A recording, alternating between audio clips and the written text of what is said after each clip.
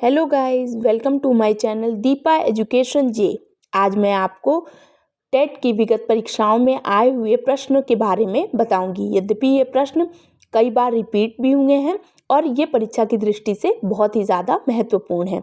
तो let's start. पहला question हम देखते हैं, अधिगम वक्र में पठार बनता है। यद्यपि अधिगम वक्र में पठार बनने के कई कारण हैं, परंतु यहाँ पर आंसर है थकान के कारण।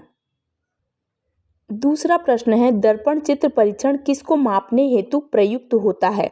तो मैं यहाँ पर बताना चाहती हूँ कि यह एक ऐसा परीक्षण है जिसमें चित्र आपको दर्पण में देख देख कर बनाना होता है। इस प्रकार हम अधिगम की गति को नापते हैं। क्लाउड पिक्चर टेस्ट निम्न में से किसके मापन हेतु प्रयुक्त होता है।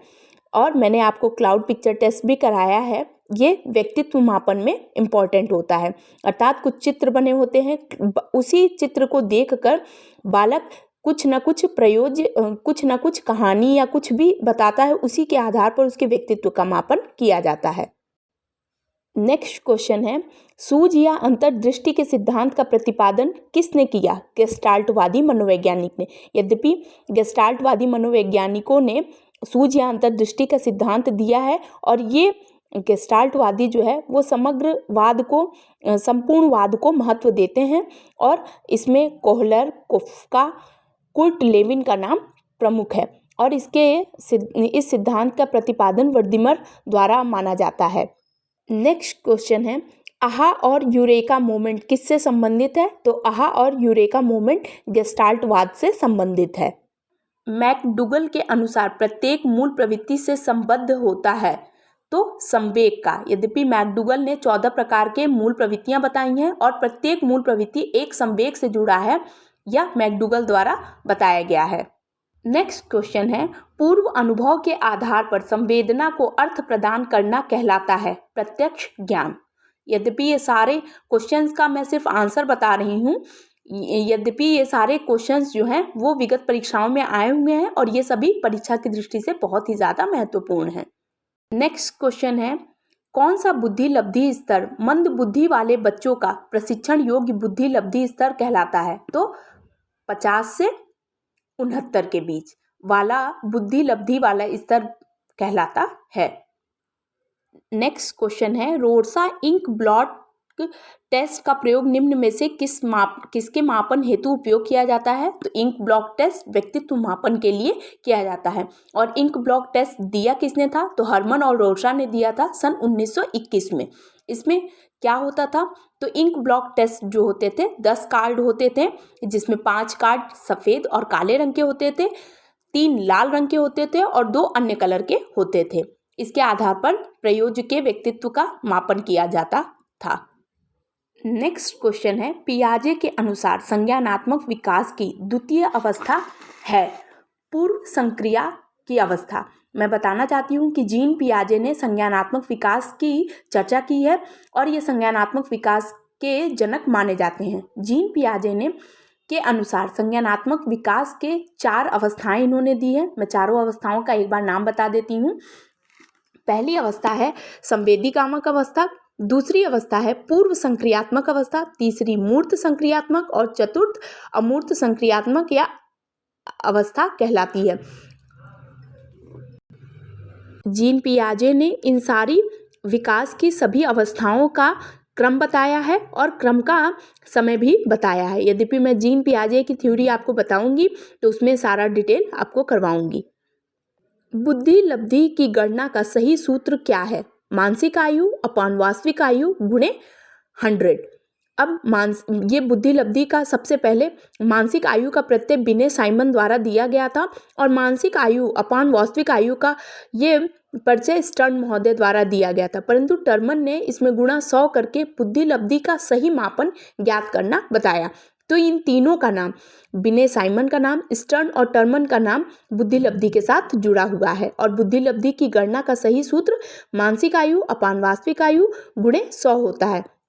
मानसिक आयु व्यक्ति की क्रॉनिकल एज होती है और वास्तविक आयु उसकी रियल एज, उससे 100 का गुणा कर देने पर हमें किसी भी बालक की बुद्धि लब्धि की गणना हम बहुत ही आसानी से ज्ञात कर सकते हैं।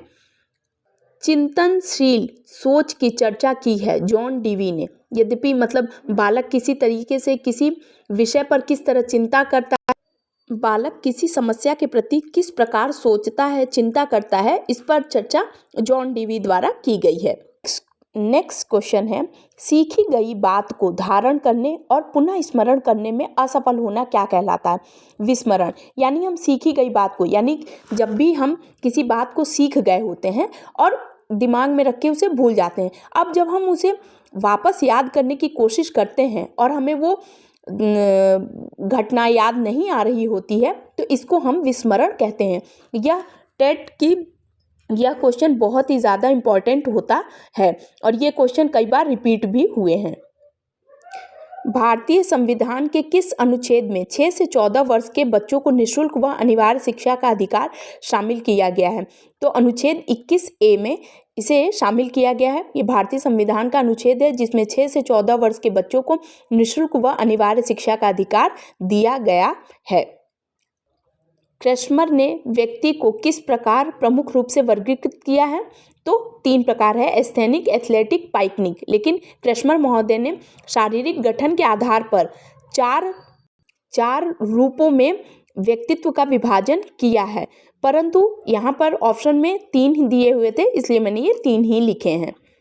और चौथा ऑप्शन था उपरोक्त सभी, तो इसका आंसर होगा उपरोक्त सभी, तो मैंने तीनों के नाम लिख दिए हैं। यद्यपि आप क्वेश्चन को बहुत ढंग से पढ़िए और उसका आंसर करिए। TET का उद्देश्य किसका मापन है? तो अभिक्षमता, अर्थात जब हम BEd या DLEd कर लेते हैं तो उसके बाद जो टेट की परीक्षा देते हैं, इसका उद्देश्य किसका मापन है? तो अभिक्षमता। संघनन का सिद्धांत किसकी व्याख्या करता है? तो स्मृति की व्याख्या करता है। और इस सेशन का लास्ट क्वेश्चन है कि कौन सी विधि सर्वाधिक व्यक्तिनिष्ठ विधि होती है?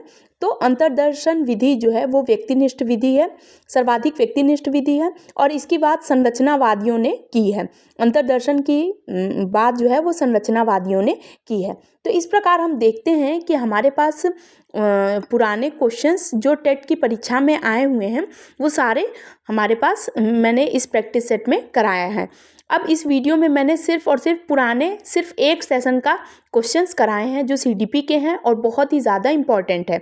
यद्यपि मैंने कुछ चैप्टर्स और कुछ थ्योरी कराई है, उनसे भी ये क्वेश्चंस आए हैं। आगे मैं आपको और भी CDP में बहुत सी इंपॉर्टेंट थ्योरीज हैं जिनसे क्वेश्चन टेट की परीक्षा में पूछे जाते हैं, मैं आपको कराऊंगी। आई होप आपको ये वीडियो पसंद आए। अगर मेरी ये वीडियो आपको पसंद आए और ये आगे चल के बहुत हेल्पफुल होगी आपकी परीक्षा के लिए, तो ऑल द वेरी बेस्ट। और अगर ये मेरी वीडियो आपको पसंद आए तो मेरे चैनल को लाइक कीजिए, सब्सक्राइब कीजिए, कमेंट कीजिए। Thank you.